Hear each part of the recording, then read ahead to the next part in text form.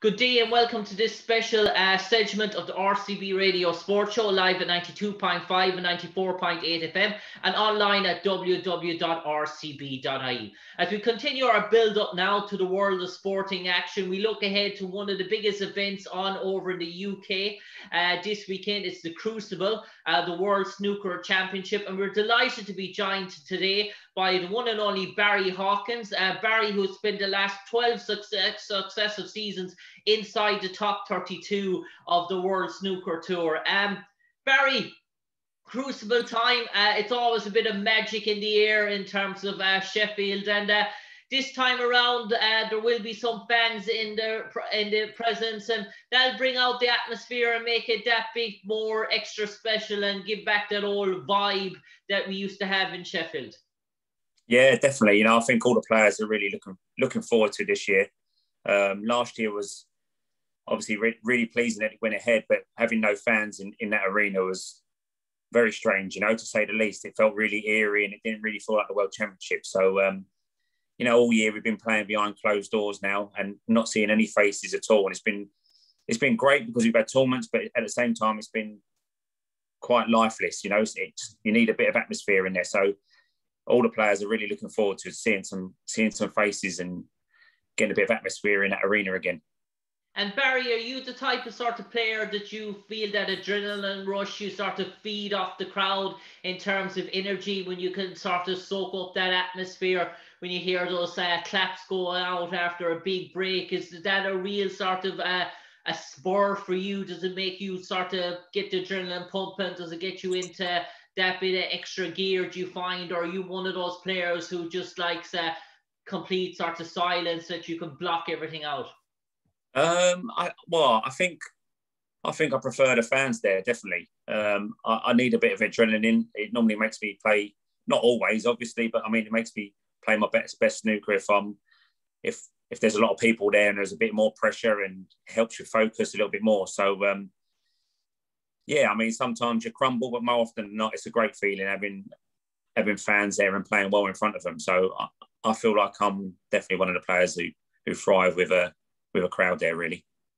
Yeah, and I was talking to Mark Selby earlier on today, and he told me that he believed that this is very much an open championship this year. You could be looking at 8, 9, 10 guys who have a realistic chance of winning, which probably wouldn't have been the case going back 4 or 5 years ago in terms of that openness. And is that something you sort of feel now that the playing field is sort of leveled off in terms of the top, that there's so many people that are able to, if they play their top game, can take down anyone on their given day?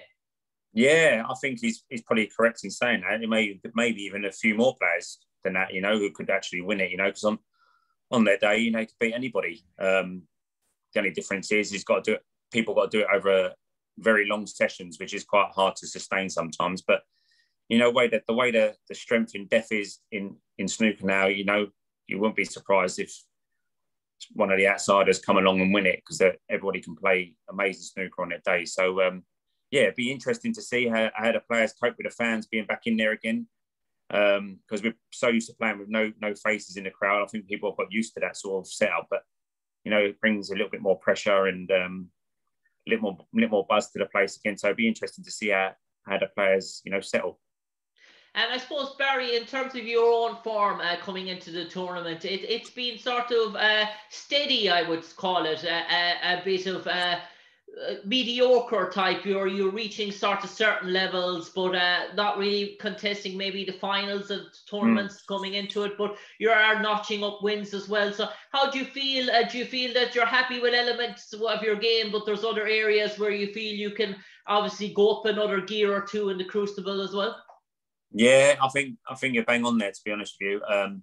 Obviously, I'm pleased the way the season's gone. At the start of the season, my main aim was to get back inside the top 16 in time for the Crucible. So that was one of my main goals. And, I'm pleased I've done that. But, along the way, I've lost a couple of really bad semi-finals against, obviously, top-class opposition. I lost to Trump in the German Masters from 5-1 up, which was like really disappointing, because it was a great chance to go and lift another trophy. And then not so long ago, I lost to Ronnie 10-9 having led the whole match really and played. I thought I played very well the whole match and deserved to win the match. But you know, I missed one red and I got severely punished. So it was quite a hard one to take. So you know, if I've got to brush up on things, is just learning to kill off matches a bit more ruthlessly. I think, especially against like the top four.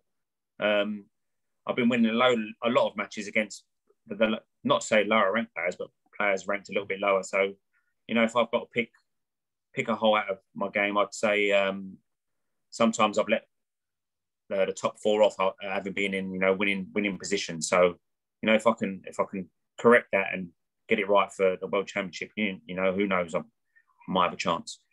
And I suppose, Barry, not looking past your first opponent, Matthew Selt, who you'll meet, and what you sort of make of the draw. Could you have got possibly an easier tie, or in terms of your acquaintances with Matthew down through the years, what's the particular head-to-head sort of ratio?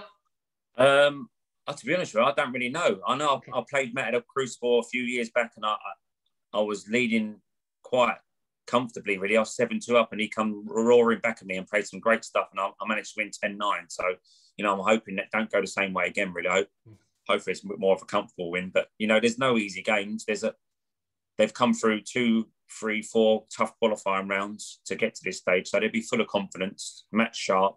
And Matthew's been there a couple of times before, so he won't be scared of the situation. And he certainly won't be scared of me, you know. So, you know, Matt's, obviously, they're all great players. There was a couple I didn't really want to draw. I didn't want to obviously draw. Bingham was a standout opposition, having won the World Championship. Ali Carr, there was a couple of other players, you know, where you probably would want to avoid. But, you know, they're all great players. They're all tough opponents. So can't take anyone lightly at all, really. You mentioned that, and I know your full focus is on Matthew Selt. But if you are victorious, there's a mouth-watering prospect of a game in the next round where you'll come up against Kyren Wilson, and that obviously has on card. That's probably a semi-final, final sort of a pairing, given the caliber of Kyren as well. So to get over Matthew Selt, you're going to really be tested in terms of your capabilities of winning the tournament straight off the bat in the next round then afterwards. Yeah, I mean, I suppose if you've got to beat all the best anyway if you've got any hopes of winning the tournament. So, you know, as the rounds go on, they don't get any easier. They just get tougher and tougher and tougher. So, yeah, you've got to expect, like, it's just a bit more of it's a marathon, really, if you like. So, you know, my main focus is getting through this first round game. And, you know, if I get through to play Kyren, it'd be an unbelievable match because he's been playing some great stuff over the last couple of years. He doesn't fear anyone. He works really hard. He's got great belief. Yeah, he's the all-round player, really. I'm sure he's probably a future world champion, you know. So, you know, if I can get to play him in the second round, I really, really look forward to the challenge. And I suppose, Barry, in terms of, we know it's a marathon, not a sprint, the Crucible. In terms of the sort of downtime in between games and, say, an afternoon and evening session, do you like to sort of switch off? Do you like to take your mind off snooker? Do you like to watch a TV series or go to your room, relax, read a book maybe? Or how do you sort of unwind? Because it's obviously there's so much pressure and sort of tension. And we know snooker is very much a game of mind and mentality as well. So you don't want to have that on your head 24/7 either. So how do you sort of manage your downtime in between sort of intervals or sessions?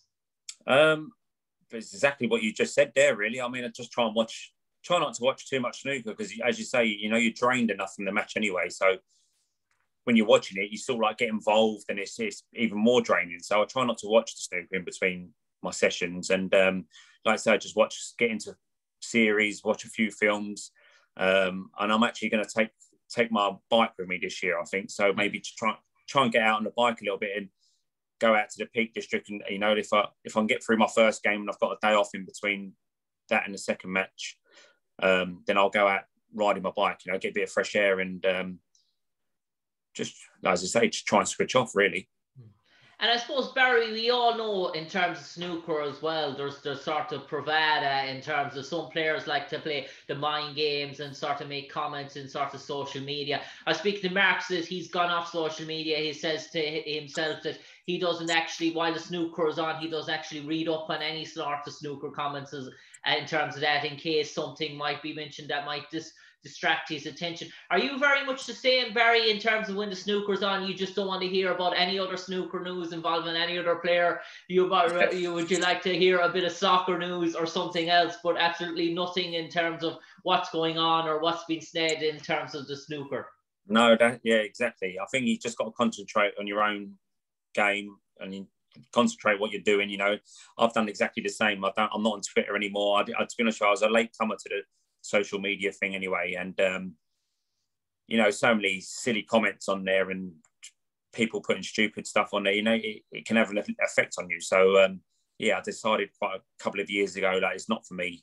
Come off that sort of thing, and I feel obviously all the better for it. So yeah, no, try not to listen to what's being said, because like Mark says, you know, sometimes someone will say something, it might knock your confidence, or you might just look a bit too much into it really, and you know, can have a detrimental effect on your game going forward. So yeah, concentrate, head down, concentrate on what you're doing and forget about anything else.